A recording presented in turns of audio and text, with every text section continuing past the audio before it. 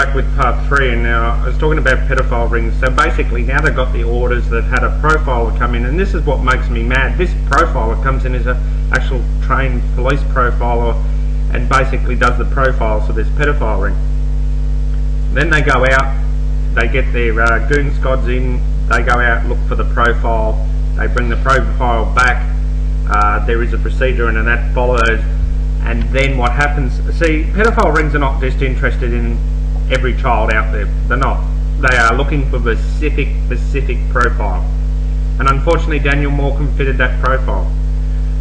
I want the video or the DVD that was made by this pedophile ring, because in my training we go frame by frame. You look behind me, you can see there's a temperature gauge, you can see there's a shadow. If there was a mirror or there was a reflection, sometimes if you go by second by frame, you can actually pick up who's in that, and maybe we can get some answers. That's one way of getting answers. Once the profile's done, now my understanding is, I remember very vividly, and I remember very well, I walked into this studio, and surrounding this bed, we had the boss, we had the executioner, we had the judge, we had all these people. Now I already knew who a lot of these people were because I'd read their profiles and I knew who they were. We had judges, we had police officers, we had doctors, nurses. The doctors, some of the doctors and nurses there were to assist in the making of the video. And what makes me mad from today, I can get my back up quite well with people because I don't trust them. Because people of authority, people that are in authorities, are involved in these pedophile rings, and are involved. The pedophile rings in Australia are quite ingrained in Australia, and the police say, the Queensland police back in the 1980s had actually a whole record of addresses down the Gold Coast of these people, and other places in Australia, Melbourne, Sydney, wherever. But the simple fact is that they just chose, that they thought that this monitoring the situation is good enough because they couldn't get enough evidence to actually get the big fish. See, in my operations of work, we look at the small fish to get to the big fish. So here's a small fish here, and we want the big fish.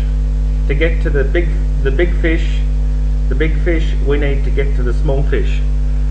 I want the Queensland government to protect Queensland children. I want a zero tolerance, and I want an education program to teach people about pedophile rings, and I want people to be aware these sort of activities are going under their noses.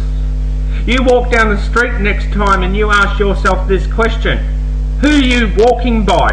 Next time you're in a court of law, just remember this. Just remember this.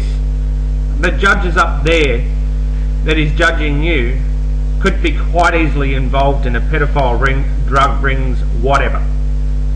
Off the record, there are judges in Australia that have very, very shady backgrounds. They are put in these positions of authority. What are they being put in those position of authorities for? The thing is, you do not use a juvenile in the 1980s, which I was used. I was trained in intelligence. I was offered by the federal government to no longer exist. Kosher, I was never born, I wouldn't exist. I was being trained, I was being groomed by the federal government to eventually become one of these ghosts. One of these ghosts that did not walk. I said, no, stuff it, it's not worth it, I don't want the job. I was threatened, I was told this, I was said once you're married to them, you're married for them to life. At the end of the day, my point of view is here. We need a zero tolerance on child protection. We need a zero tolerance. And whether this affects normal people in society, so what? Children should not be sacrificed at the expense of a minority or a majority. This should apply right across the board. There should be a zero tolerance when it comes to child protection. There should be a zero tolerance that if you are caught on the internet talking to children and you have no legitimate reason to be doing that, because the simple fact is Enough is enough. Let's stop wasting government taxpayers' money. Let's stop wasting the state taxpayers' money. Anna Bligh, start protecting the children of Queensland and start protecting them from this behaviour. There are people in governments, in politicians, that have shady backgrounds. Shady backgrounds.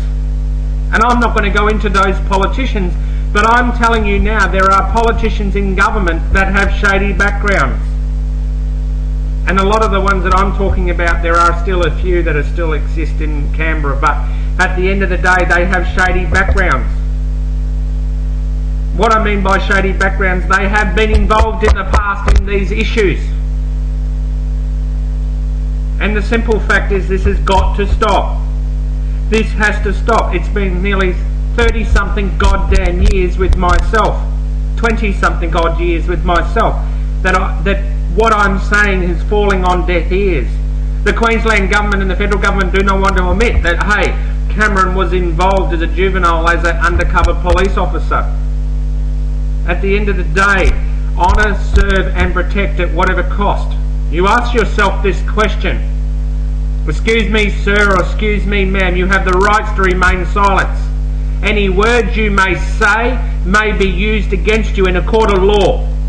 You have the rights to remain silent.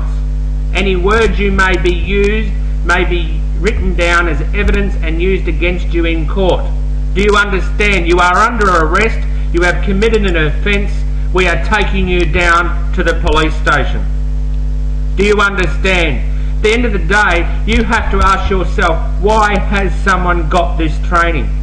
And if you want to challenge my training and you want to challenge who I am, give me the case. Give me the case and I'll deal with it. In 2005, I was actually harassed by the Queensland Police to go back and work for them. I said, no, I will not. It's not worth a bullet in my head. I want Daniel Morcombe to be laid to rest. I want the truth to be spoken and I want the truth to be told. I want the truth to be told on this profile. The profile is Daniel Morcombe. They stuffed up big time. They stuffed up big time and they have overstood the mark. They have overstood the mark this time, because I've seen the police investigations into Daniel Morcombe and I have been watching very, very, very, very closely. A lot of things they stuffed up with. They stuffed up. They jeopardised the investigations. They've done a lot of things. They've given time for people to run and time for people to escape. And what I do not think is fair is that I plead and I beg someone out there that was involved in Daniel Morcombe's disappearance with the paedophile rings, have a guilty conscience, for God's sake. Have a guilty conscience and come forward. I don't care. Come forward to whoever or write a note, do whatever and say, hey, this is where Daniel is buried. Allow Bruce and Denise to have some peace.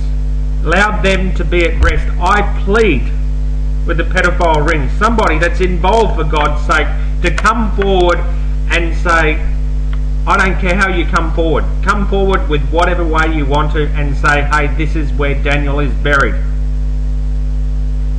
And I hope, for God's sake, he's not being put through a meatworks.